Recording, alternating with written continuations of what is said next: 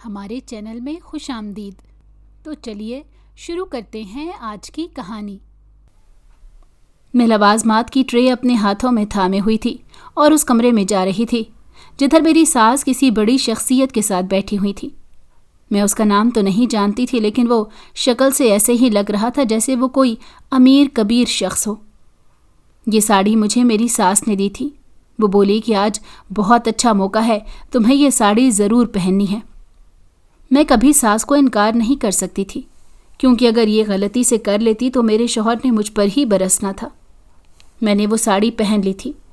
اب وہی پہنے میں اپنے ہاتھوں میں وہ ٹرے لیے اس کمرے میں گئی جدھر اس شخص کی نظر مجھ پر پڑی۔ تو اس کی غلیظ نظر دیکھ کر میں جان گئی تھی کہ اس شخص کی نیت کیا ہے۔ میں وہ ٹرے رکھ کر واپس مڑی۔ میری ساس کہنے لگی، سائمہ ابھی رک جاؤ، تم بھی ہمارے ساتھ بیٹھو۔ اس کی بات سن کر تو میں اندر سے جل اٹھی تھی، پر اپنے چہرے پر مصنوعی مسکراہٹ سجائی۔ میں ساس کے ساتھ والی کرسی پر بیٹھ گئی تھی۔ وہ شخص مجھے ہی دیکھ رہا تھا۔ اس کی بے باک نظروں سے مجھے گھن آ رہی تھی۔ اچانک وہ شخص میری ساس سے کہنے لگا کہ آپ کی بہو تو مجھے بہت پسند آئی ہے۔ اگر آپ اتنے پیسے نہیں دے سکتی تو 3-4 دن کے لیے اپنی بہو کا ہی سودا کر لیں۔ یہ بات سن کر جہاں میرے رنگ اڑے تھے، وہیں دوسری طرف میری ساس بالکل مطمئن تھی، کیونکہ وہ اس شخص کی بات سن کر مسکرانے لگی تھی، اور پھر میرے سراپے کو ایک نظر دیکھ کر اس نے وہ ڈیل قبول کر لی تھی۔ میں اپنی بربادی کا تماشا اپنی آنکھوں سے دیکھ رہی تھی۔ میرا نام سائمہ ہے۔ مجھے یونیورسٹی کے ایک لڑکے سے پیار ہو گیا تھا جس کا نام عدیل تھا۔ ہم دونوں روز ہی ایک دوسرے سے محبت بھری باتیں کرتے رہتے تھے۔ وہ ایک بزنس مین تھے۔ انہوں نے بہت محنت کر کے اپنا بزنس کھڑا کیا تھا جو دن دگنی ترقی کر رہا تھا۔ اس بات پر مجھے بہت فخر محسوس ہوتا تھا، لیکن میں نے کبھی زندگی میں نہیں سوچا تھا کہ میں کسی پیسے والے انسان سے شادی کروں۔ مجھے ایسا لگتا تھا کہ انسان دل کا امیر ہونا چاہیے۔ اسی لیے جب پہلی نظر میں ہی میں نے عدیل کو دیکھا تو میں اس کی سادگی پر فدا ہو گئی تھی۔ مجھے ایسا لگتا تھا جیسے اس جیسا انسان اس دنیا میں کوئی نہیں ہو سکتا۔ میں کافی آزاد خیال لڑکی تھی۔ فوراً کوئی وقت ضائع کیے بغیر ہی میں نے عدیل کو پروپوز کر دیا تھا۔ ہمارے پیار کی کہانی لوگ دیکھ کر حیران ہوتے تھے، کیونکہ یہاں الٹا حساب تھا۔ یہاں میں نے پہل کی تھی، جبکہ عموماً لڑکا پہل کرتا ہے، لیکن مجھے ان چیزوں سے کوئی فرق نہیں پڑتا تھا۔ میں نے اپنے گھر والوں کو بتایا تو گھر والوں کو بھی عدیل کافی اچھا لڑکا لگا، اور اب عدیل کافی پریشان رہتا تھا۔ میں اسے دیکھ کر پوچھتی تھی کہ عدیل، اگر کوئی پریشانی ہے تو تم مجھ سے شیئر کرو، میں تمہاری پوری مدد کروں گی۔ لیکن عدیل مجھے کوئی بات نہیں بتاتا تھا۔ اس وجہ سے مجھے ایسا لگا تھا کہ کہیں عدیل اس لیے پریشان نہ ہو کیونکہ وہ لوگ اتنے کھاتے پیتے نہیں تھے۔ میں نے جیسے ہی یہ بات سوچی تو عدیل کو ایک چیک دیا تھا۔ وہ چیک 3-4 لاکھ کا تھا۔ عدیل نے جیسے ہی وہ چیک دیکھا تو مجھے کہنے لگا کہ یہ تم کیا کر رہی ہو؟ مجھے اس چیک کی ضرورت نہیں ہے۔ میں تو بس دل سے تمہارا ساتھ چاہتا ہوں۔ میں وہ لڑکا نہیں ہوں جو پیسوں کے لیے پیار کرتا ہے اور پیسوں پر مرتا ہے۔ میری آنکھوں پر عدیل کے محبت کی پٹی بندھی تھی، اسی لیے میں ان سب باتوں کے پیچھے اس کی نیت دیکھ نہ سکی اور مسکرا کر اور بھی اس پر اپنا پیار لوٹانے لگی تھی۔ ہماری شادی ہو گئی تھی۔ عدیل نے فوراً کہہ دیا تھا کہ اسے ابھی فیملی پلاننگ نہیں کرنی۔ اس کی یہ بات سن کر میں نے بھی اس کا ساتھ دیا تھا۔ مجھ پر کسی بھی قسم کی کوئی پابندی نہیں لگائی تھی۔ ایک روز وہ میرے پاس آیا اور کہنے لگا کہ اگر میں تم سے کچھ مانگوں تو کیا تم مجھے وہ دو گی؟ اس کی بات سن کر میں حیران ہو گئی تھی اور اس سے کہنے لگی کہ میں نے تو ساری دنیا تم پر لوٹا دی ہے، اب تمہیں اور کیا چاہیے؟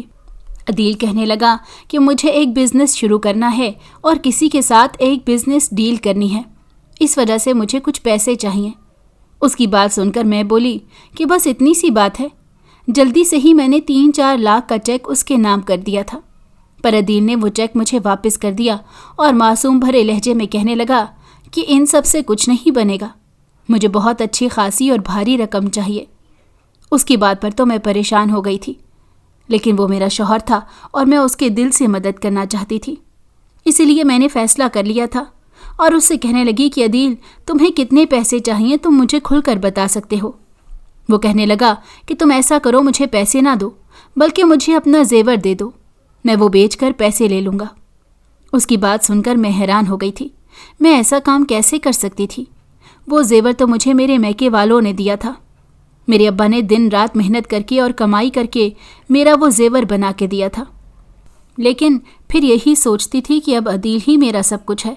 अगर वो ये कह रहा है तो मुझे अपने शौहर की बात मान लेनी चाहिए। मैंने जल्दी से ही अपने जेवर के डब्बे अदील के हाथों में थमा दिए। वो बहुत खुश हो गया था और कहने लगा था कि तुम बहुत फर्माबरदार बीवी हो, तुम्हारे जैसी बीवी अल्लाह हर एक को दे। उसकी ये तारीफ सुनकर तो मैं खुश हो जाती थी। उसके बाद मैंने उससे ना पूछा कि वो मेरा जेवर उसने कहाँ किया है, वो कितने का बिका है। मैं तो ये सभी भुला चुकी थी। अब अदील को पैसे मिल गए थे। वो दिन रात बिजनेस करता रहता था और यही कोशिश करता था कि उसका बिजनेस अच्छा हो जाए और परवान चढ़ जाए। वो बहुत खुश होता था। लेकिन जब भी मैं उसे बिजनेस की बात करती थी कि तुम मुझे भी अपने बिजनेस में शामिल करो, तो वो यही कहता था कि अभी कुछ ही वक्त हुआ है बिजनेस को, कुछ आगे बढ़ेगा तो मैं तुम्हें भी शामिल कर लूँगा। मुझे उसकी इस बात पर यकीन आ जाता था। पर एक दिन अचानक ही अदील कहने लगा कि मुझे दुबई जाना है। उसकी ये बात सुनकर मेरे होश उड़ गए थे। मैं उससे कहने लगी कि कैसी बात कर रहे हो तुम, मुझे छोड़कर दुबई कैसे जा सकते हो? मैं तो ये तसव्वुर भी नहीं कर सकती कि तुम मुझसे दूर हो। तुमने जितने मर्जी पैसे लेने हैं तुम मुझसे ले लो, लेकिन दुबई जाने की बात ना करो। अदील मुझे समझाने लगा कि साइमा, मैं अपने पार्टनर के साथ जा रहा हूँ। उसकी ये बात सुनकर मैं हैरान हो गई थी, क्योंकि मुझे पार्टनर से कुछ और ही समझ आया था। वो भी जान गया था और जल्दी से संभालते हुए कहने लगा कि पार्टनर तो मेरी तुम ही हो, लेकिन मैं अपने बिजनेस पार्टनर के साथ जा रहा हूँ। मैंने सुख का सांस लिया, लेकिन मैं उसे कतई इजाज़त नहीं दे सकती थी कि वो दुबई चला जाए। इसलिए मैंने कहा था कि अगर तुमने दुबई जाना है तो तुम अपने बलबूते पर जाओगे, मैं तुम्हारी कोई मदद नहीं करूँगी। अदील ने मुझे काफ़ी कहा था कि मैं अपने अम्मा अब्बा से कहूँ कि वो मुझे बाहर भेजने में मदद करें, और मैंने उसे कह दिया था कि अम्मा अब्बा मेरी कोई मदद नहीं करेंगे, और वो यही कहते हैं कि तुम्हारे शौहर ने बिज़नेस शुरू कर दिया है, अब उसे उस बिज़नेस को परवान चढ़ाना चाहिए और हमारी मदद नहीं लेनी चाहिए। अदील भी हैरान हो गया था, लेकिन उस बात की वजह से वो मुझसे काफ़ी खफा रहता था। सास को जैसे ही पता चला कि मैं अदील की मदद नहीं कर रही और मैं नहीं चाहती कि वो दुबई जाए, तो वो उसको और भी मेरे खिलाफ भड़काने लगी थी। उन्हें तो मौका मिल गया था। वो आए रोज़ अदील के कान भरती रहती थी और यही कहती थी कि तेरी बीवी ने तो तेरी इतनी भी मदद ना की कि तुझे चंद पैसे देकर दुबई पहुंचा दे। तू दुबई कौन सा ऐश करने के लिए जा रहा था, तू भी तो कमाने ही जा रहा था। लेकिन मैं नहीं चाहती थी कि कोई ऐसी बात करूं जिससे अदील और मेरे बीच लड़ाई हो जाए, इसीलिए मैं चुप का कलमा पढ़ती रही। चंद दिन बाद अदील का वीज़ा लग गया था। मैं हैरान हो गई थी कि उसके पास इतने पैसे कहाँ से आए, क्योंकि वो तो कहता रहता था कि मेरे पास पैसे नहीं हैं। मैंने ना ही कोई बात अदील से की और ना ही उसने मुझे बताया कि वो किस तरह से दुबई जा रहा है। हाँ, अलबत्ता दुबई जाने से पहले उसका एक दोस्त उसे मिलने घर आया था। मैंने उसको देखा था, वो काफ़ी सुलझा हुआ लग रहा था। अचानक से मेरी नज़र उसकी एक टांग पर गई तो मैं अफसोस किए बिना न रह सकी, क्योंकि वो एक टांग से माजूर था। उसकी काफ़ी खातिर मदारत की।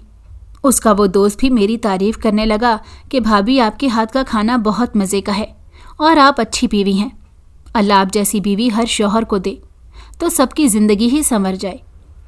अदील ने जैसे ही अपने दोस्त के मुंह से मेरी तारीफ़ सुनी तो उसका मूड बन गया था। मैं जान गई थी कि उसे मेरी तारीफ़ अच्छी नहीं लग रही थी, कि ये मेरी तारीफ़ नहीं, ये हकीकत ही थी जो उसका दोस्त मुझसे कह रहा था। हर मोड़ पर अदील का साथ दिया था, लेकिन मैं चाहती थी कि वो खुद से कुछ करे। तो अदील को ये बात कड़वी लगी और उसने मुझसे कोई बात करना मुनासिब नहीं समझा और दुबई चला गया था। उसे दुबई गए हुए 1 हफ्ता हो गया था कि अचानक ही घर की बेल बजी तो मेरी सास ने दरवाज़ा खोला। वहाँ एक नौजवान खड़ा था जो कि अदील की उम्र का ही था। वो मेरी सास से काफ़ी बिगड़े हुए तेवर के साथ बात कर रहा था। ये देखकर मैं हैरान हो गई कि न जाने क्या माजरा है, लेकिन मैं उनके मामले में घुसना नहीं चाहती थी, इसीलिए दूर से खड़े होकर देख रही थी। मेरी सास अपने हाथ उसके आगे जोड़ रही थी और इस बात पर मैं काफ़ी परेशान हो गई कि मेरी सास जैसी इतनी मगरूर औरत किसी के आगे कैसे झुक सकती है। पर मुझे मामला समझ न आया। वो लड़का वहाँ से चला गया तो मेरी सास सुख का सांस लेने लगी। इसी तरह 1 महीना और गुजरा, जब एक और नौजवान आया। वो भी मेरी सास के साथ कोई लड़कर बात कर रहा था। मेरी सास काफ़ी मुरझाए हुए चेहरे के साथ उससे बात कर रही थी। मैं दोबारा हैरान हो गई कि न जाने क्या माजरा है कि मेरा शौहर दुबई गया नहीं कि तब से ये लड़के मेरी सास से लड़ने के लिए आ रहे हैं। मुझे तजस्सुस होने लगा था। ऐसे ही 3-4 दफ़ा लड़के आते थे और मेरी सास से बात करके वापस चले जाते थे। एक दिन मैंने फैसला कर लिया कि मुझे भी जानना चाहिए, क्योंकि मैं भी उस घर की फ़र्द हूँ। मुझे भी उतना ही पता होना चाहिए। ये सोचते ही जब वो लड़का मेरी सास के पास आया और बाहर जाने लगा तो मैं उसके पीछे पीछे बाहर चली गई। वो जैसे ही थोड़े रास्ते गया तो मैंने उसे पुकारना शुरू कर दिया, अरे भाई रुको, मेरी बात सुनो। वो लड़का मुझे देखकर काफ़ी खुश हुआ था और कहने लगा कि भाभी आप बहुत अच्छी हैं, मैंने आपकी बहुत तारीफ़ सुनी है, लेकिन आपकी सास एक बहुत बुरी औरत है। पहले तो अपनी तारीफ़ पर मैं खुश हुई थी, लेकिन अपनी सास का सुनकर तो मैं खामोशी हो गई थी, क्योंकि मैं नहीं चाहती थी कि किसी फ़र्द से अपनी सास की बुराई करूं। मैं उससे कहने लगी कि भाई ऐसा नहीं कहते, मेरी सास भी एक औरत है, शायद उसकी कोई मजबूरी हुई हो। वो कहने लगा, भाभी मजबूरी की तो समझ आती है, लेकिन उसने वादा किया था कि वो कर्ज वापस कर देगी, लेकिन उस औरत ने कर्ज वापस ही ना किया। अब हम लोग फंस चुके हैं, हमें भी पैसों की ज़रूरत है, लेकिन वो औरत रोज़ ही टाल देती है कि अगले महीने दूंगी, पर उसने अभी तक हमारा कर्ज वापस नहीं किया। उस लड़के की ज़बान से कर्ज का सुनकर मैं हैरान हो गई कि भला मेरी सास ने किस चीज़ के लिए कर्ज लिया होगा। मैं उससे पूछने लगी कि भाई क्या तुम मुझे बता सकते हो कि मेरी सास ने किस लिए कर्ज लिया है? तो वो लड़का कहने लगा कि भाभी क्या आपको नहीं पता? मैं उसकी बात सुनकर मायूस हो गई थी। लड़का कहने लगा, मैं समझ सकता हूँ, अदील ने भी आपको कुछ नहीं बताया होगा, मैं आपको सारी बात बता देता हूँ। असल बात यह है कि आपकी सास ने अपने बेटे यानी कि आपके शौहर को मुल्क से बाहर भेजने के लिए काफ़ी लोगों से मदद ली है, काफ़ी लोगों के आगे हाथ फैलाए हैं, इसीलिए वो इतने पैसे जमा कर सकी है कि अदील को बाहर भेज सके।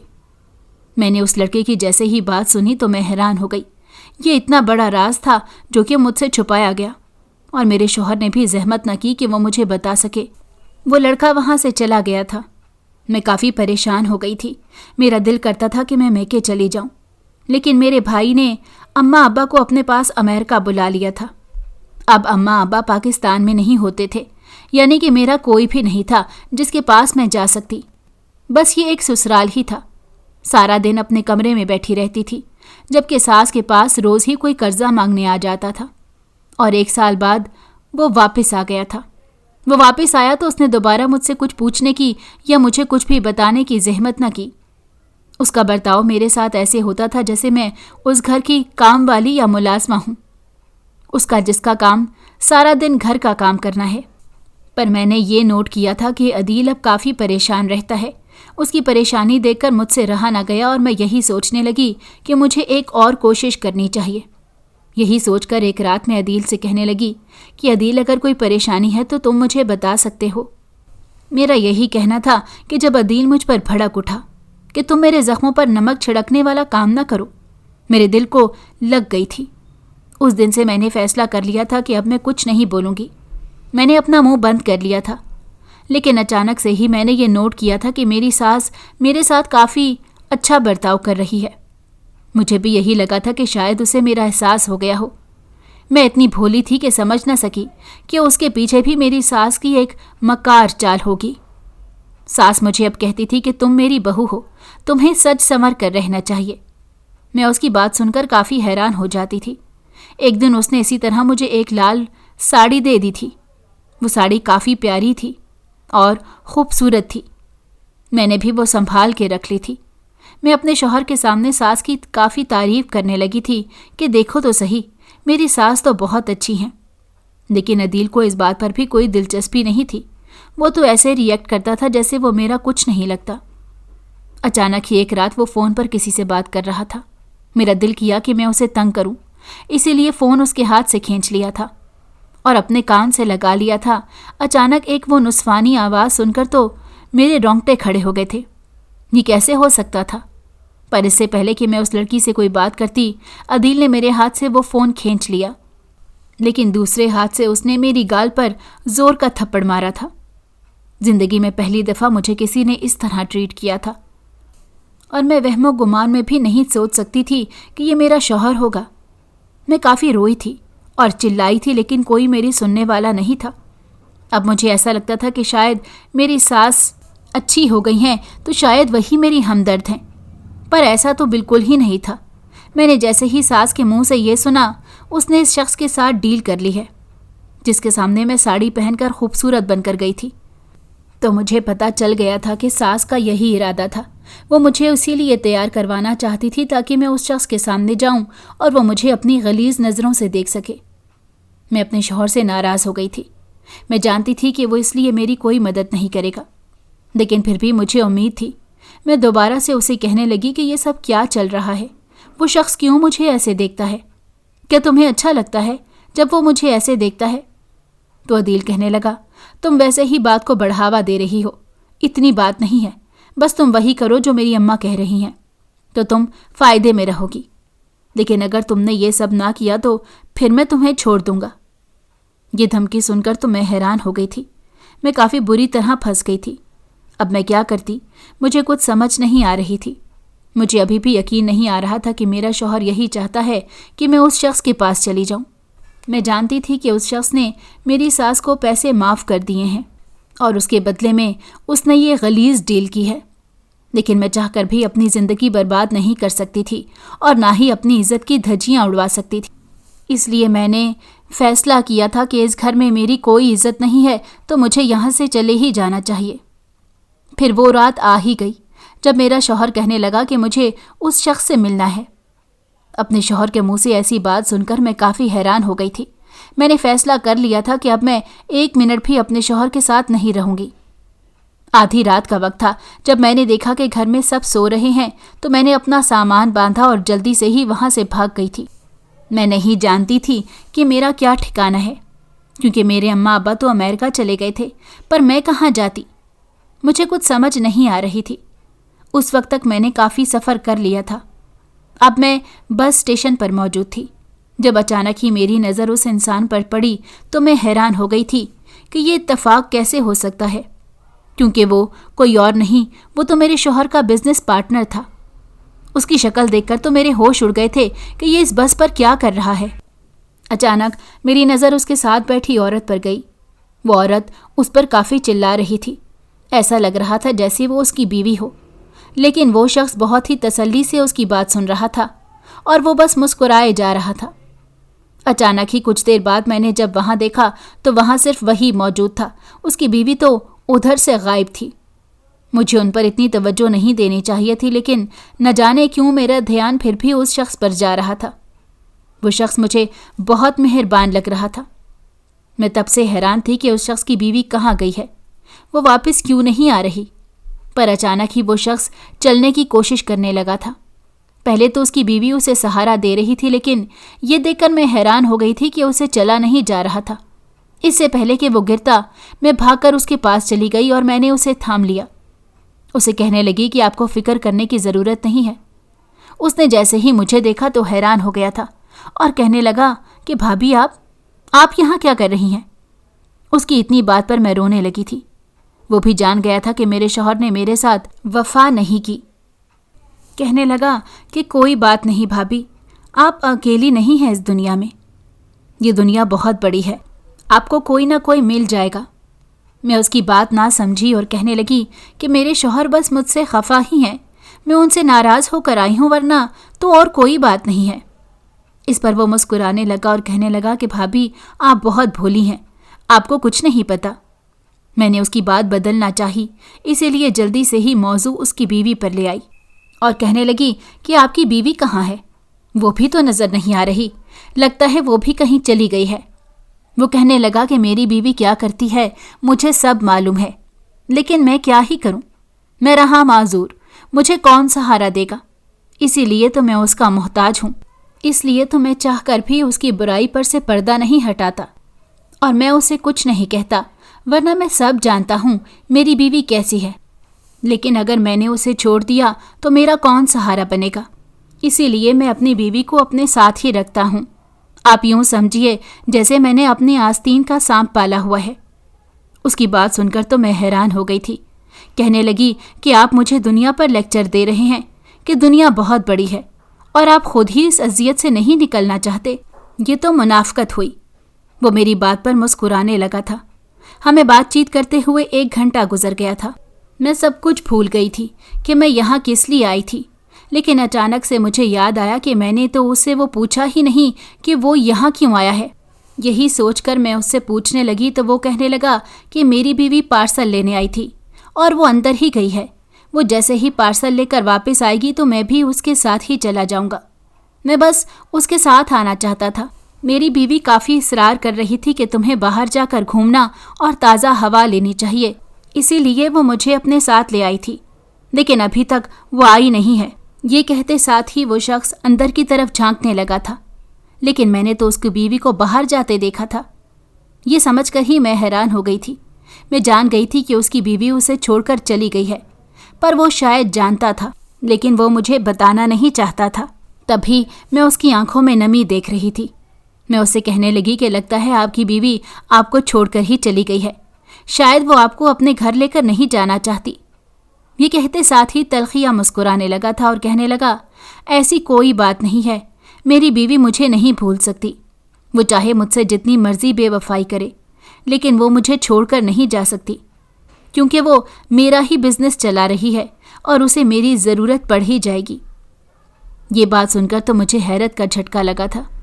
اچانک ہی میرے ذہن میں وہ سب گھومنے لگا تھا اور مجھے عجیب سے خیال آنے لگے تھے۔ مجھے وہ منظر یاد آ رہا تھا جب میرا شوہر کسی عورت سے بات کر رہا تھا۔ کہیں یہ عورت حمزہ کی بیوی تو نہیں؟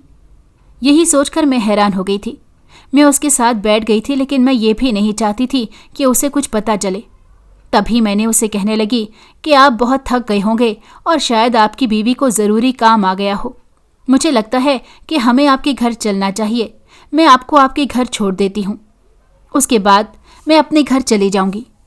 وہ شخص مسکرانے لگا اور کہنے لگا کہ نہیں، میں خود چلا جاؤں گا، وہ آ جائے گی مجھے لینے کے لیے۔ میں بھی اس کا انتظار کرنے لگی تو وہ حیران ہوا تھا۔ کہنے لگا کہ آپ تو واپس چلی جائیں، پر میں کہاں جاتی؟ میرا تو کوئی ٹھکانہ ہی نہیں تھا۔ میں کہنے لگی کہ کیا آپ مجھے 2 دن اپنے گھر رہنے کے لیے اجازت دے دیں گے؟ اس بات پر وہ کافی خوش ہوا تھا اور کہنے لگا تھا کہ آپ کو اجازت مانگنے کی کوئی ضرورت نہیں ہے، وہ آپ کا اپنا گھر ہے، آپ جتنا مرضی چاہیں رہ سکتی ہیں۔ اس کی بات سن کر میں اس کو سہارا دیتے ہوئے اس کے گھر چلی گئی تھی، پر میرے دل میں عجیب سی بے چینی تھی کہ نہ جانے اس کے گھر پر جا کر میں کیا کروں گی اور کیسے رہوں گی۔ میں اس کے گھر چلی گئی تھی۔ جیسے ہی اس کے کمرے کا دروازہ کھولا تو یہ دیکھ کر میری روح کانپ گئی تھی، کیونکہ سامنے کا منظر ہی کافی ہولناک تھا۔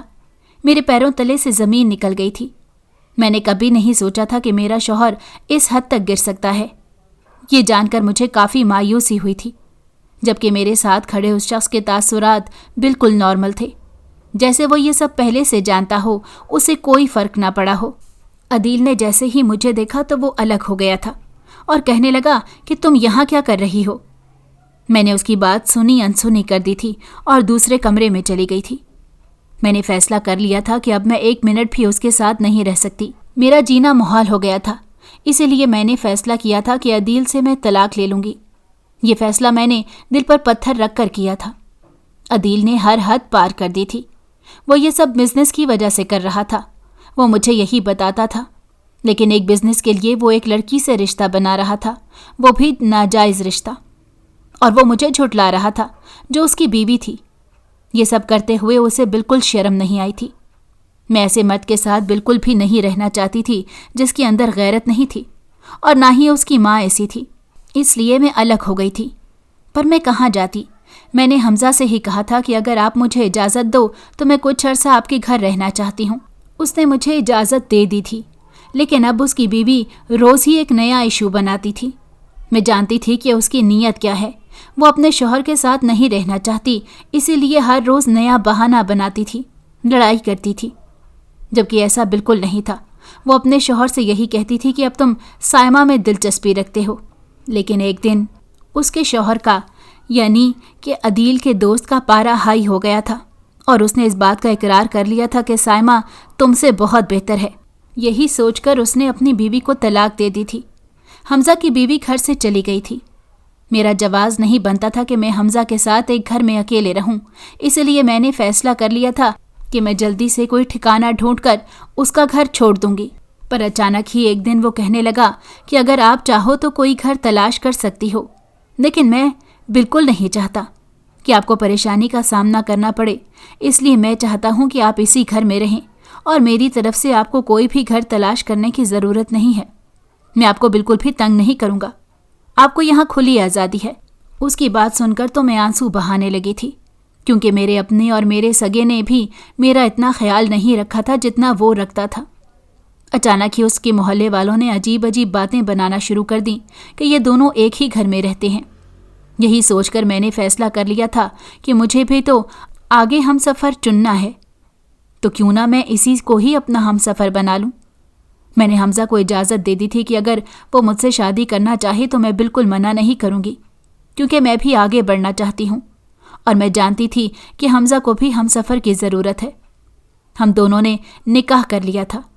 اب ہم دونوں ایک دوسرے کے ساتھ بہت ہنسی خوشی رہ رہے تھے، لیکن جیسے ہی عدیل کو پتہ چلا تھا تو وہ اپنے ہی دوست کا دشمن بن گیا تھا اور طرح طرح کے الزامات لگاتا تھا اور ایسا برتاؤ کرتا تھا جیسے میں نے اسے دھوکہ دیا ہے، جبکہ دراصل حقیقت میں تو اس نے مجھے دھوکہ دیا تھا۔ حمزہ مجھ سے کہتا تھا کہ میری بیوی پہلے ہی بے وفا تھی، مجھے تو بس سہارے کی ضرورت تھی، اسی لیے میں چاہتا تھا کہ اگر کوئی نہیں مل سکتی تو یہی صحیح۔ میری بیوی کا صرف عدیل کے ساتھ چکر نہیں تھا، بلکہ وہ تو ہر اس شخص پر دل ہار بیٹھتی ہے جو کہ دولت مند ہوتا ہے، اور ابھی تو عدیل کی نئی نئی دولت ہے، اس کے پاس اتنے پیسے نہیں ہیں، لیکن جب اس نے عدیل سے زیادہ امیر کسی کو دیکھ لیا تو وہ اس کے پاس چلی جائے گی۔ یہ بات سن کر مجھے عدیل پر افسوس ہو رہا تھا جس نے یہ سب کر لیا تھا۔ اب مجھے ڈر لگتا تھا کہ کہیں عدیل کو دھوکہ نہ مل جائے، پر ایسا ہی ہوا تھا۔ ایک دن مجھے پتہ چلا کہ عدیل کو اس نے دھوکہ دے دیا ہے اور وہ اسے چھوڑ کر چلی گئی ہے۔ اب عدیل اکیلا ہی تھا۔ وہ افسوس کرتا تھا کہ کاش وہ اتنا بے وفا نہ ہوتا اور میرے ساتھ اس نے وفا نبھائی ہوتی تو آج اسے یہ دن دیکھنے نہ پڑتے، لیکن اب کچھ بھی نہیں ہو سکتا تھا۔ اچانک ہی ایک دن حمزہ کو دل کا دورہ پڑا تھا۔ میں حیران ہو گئی تھی۔ ہماری شادی کے دن کافی اچھے جا رہے تھے، لیکن نہ جانے یہ سب کیسے ہوا تھا۔ حمزہ مجھے چھوڑ کر ہمیشہ کے لیے چلا گیا تھا۔ میری زندگی برباد ہو گئی تھی۔ میں حمزہ کی کافی عزت کرتی تھی، لیکن کبھی بھی اس سے محبت نہیں کر پائی تھی۔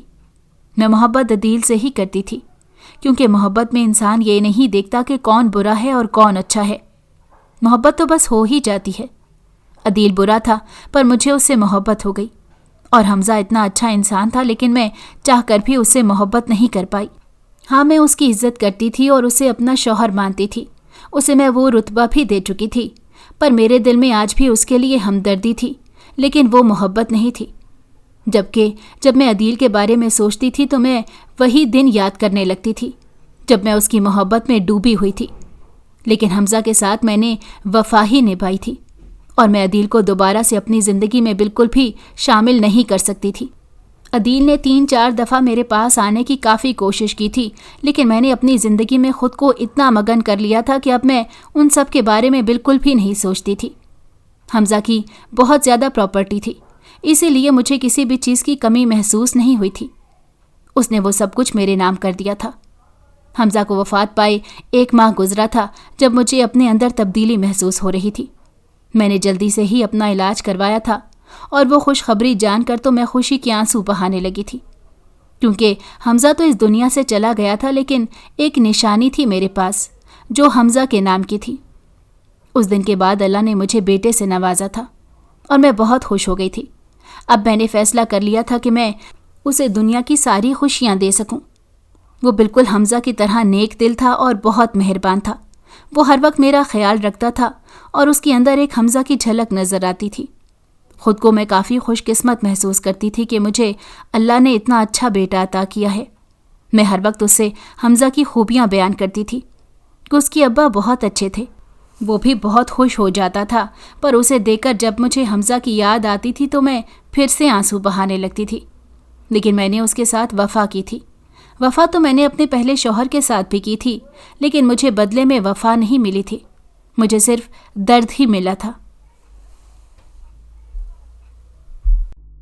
اگر آپ کو ہماری کہانی پسند آئی ہو تو ہمارے چینل کو لائک کریں اور سبسکرائب کر دیں۔ بیل نوٹیفیکیشن کو بھی آن کر دیں تاکہ ہماری آنے والی ہر مزیدار کہانی آپ کو وقت پر ملتی رہے۔